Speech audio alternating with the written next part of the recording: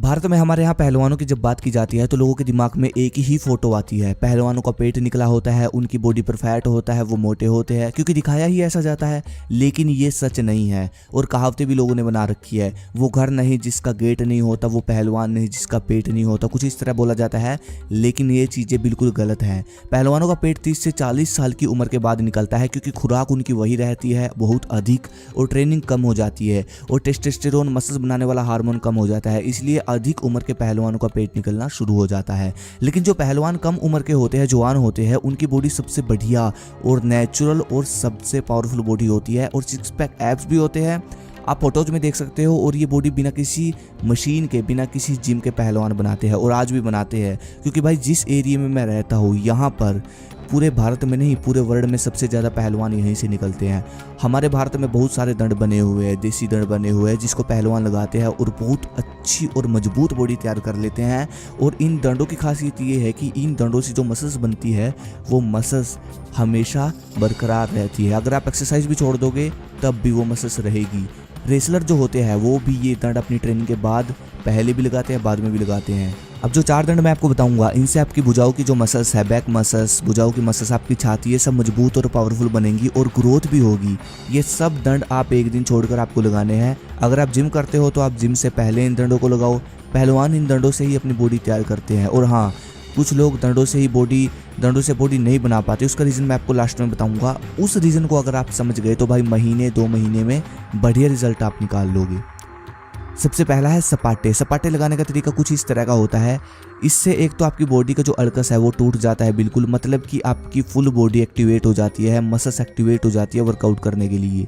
इसको आप तब तक लगाए जब तक पसीना ना जाए अच्छी तरह से, सांस ना फूल जाए आपकी, और इससे स्टेमिना और फुर्ती बनती है और बॉडी का जो चलने का तरीका है, खड़ा होने का तरीका है, वो मजबूत बनता है। लगाने का तरीका आप देख ही सकते हो, बिल्कुल ऐसे ही लगाना है आपको और सड़क के बीच में नहीं लगाना है। ये मैं वैसे दिखा रहा हूँ। बस 1-2 सेट, 2 सेट इसके बहुत है। रेपिटेशन आप अपने हिसाब से जितने लगा सकते हो उतने लगाओ। दूसरी एक्सरसाइज, आपको ये दंड इस तरह लगाने हैं। पुशअप में आप अपने हाथों को सीधे रखते हो, लेकिन इसमें आपको अपने हाथों को इस तरह कर लेना है, बाहर की तरफ मोड़ देना है और फिर ऐसे करके धीरे धीरे नीचे, स्लो, ऊपर, फास्ट, ऐसे करके आपको ये दंड लगाने हैं। इसके आपको कम से कम 2 से 3 सेट लगाने हैं। और अगर आप सिर्फ होमवर्कआउट करते हो तो ज़्यादा से ज़्यादा सेट लगा सकते हो इस एक्सरसाइज की। तीसरा दंड ये है देसी साधारण दंड। इसको पहलवान सबसे ज़्यादा लगाते हैं। इससे चेस्ट मसल ट्रेन होगी और बैक मसल्स भी ट्रेन होगी। और सबसे बड़ा काम जो ये दंड करता है वो ये कि जो भुजाएं हैं उनको मजबूत बनाएगा। ट्राइसेप की मसल्स है उसको तो भाई 1 महीने में आपको ग्रोथ दिख जाएगी। और ये दंड सांस के साथ लगाए जाते हैं तभी शरीर में बल बढ़ता है।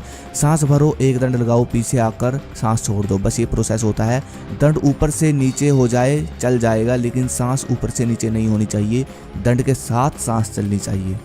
चौथा है हिंदू दंड। इस दंड को इस तरह लगाया जाता है, धीरे धीरे नीचे से ऊपर। इस दंड को ज़्यादातर योगी, ब्रह्मचारी जो होते हैं वो सब लगाते हैं क्योंकि ये दंड बल बढ़ाता है अंदर से भी और बाहर से, दिल को भी मजबूत करता है और इससे कामवासना भी खत्म होती है और वीर्य की जो ऊर्जा है हमारे शरीर में प्रवेश करती है इसको लगाने से। अगर आप जिम करते हो तो 2 सेट जिम से पहले बहुत है इस दंड के, और होमवर्कआउट करते हो तो भाई जितना लगा सकते हो उतना कम है, उतना लगाओ। और अब बात करते हैं कुछ भाइयों की। कुछ भाई ऐसे हैं जो दंडों से बॉडी नहीं बना पाते। तो देखो, पहलवान जो ये दंड लगाते हैं वो 10-20 करके नहीं लगाते, इस पॉइंट को समझो, वो हज़ारों में लगाते हैं।